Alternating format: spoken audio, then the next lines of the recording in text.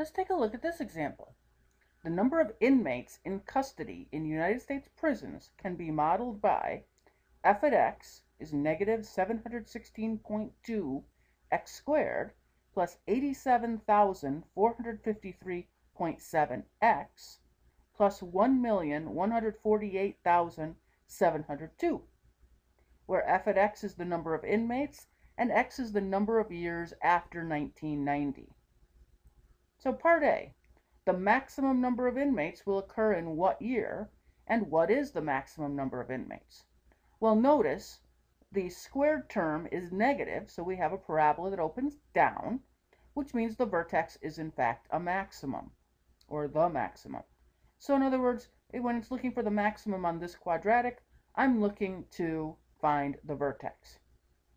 So if I do that here, I have x equals negative b divided by 2a, which is then negative 87,453.7, divided by twice negative 716.2. And if I do the math out, that gives me 61.1. So what that tells me is that the maximum number of inmates will occur 61.1 years after 1990, or in what we might think of as either 2051 or 2052.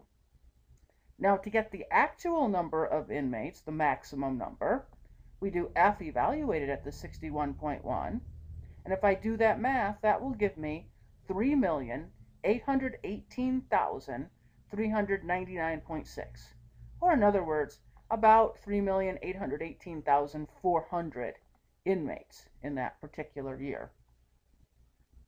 Now, part B, when are there 2 million inmates in United States prisons? Well, if I wanted to find this, I would be going back to my section 3.1 information, and I would be taking my equation, my original equation, and setting it equal to 2 million. And now I have a quadratic equation I want to solve. Not likely this particular equation is going to factor, so I'm going to move the 2 million to the other side, use my quadratic formula, and I didn't do all of the steps here, but if I did do the steps, I would end up getting two values. I would get x equals 10.7, and I would end up getting x equals 111.4. So there'll be 2 million inmates in U.S. prisons in about 2001 there would have been, and in about 2102 for a year. Obviously a little bit beyond when any of us will be around to check to see if the data is correct. Notice, and we didn't discuss it in this problem, but while this function actually has an x in it, all of the values don't make sense for us to use. If we go too early in the model or too late in the model, the number of inmates would drop to a negative value.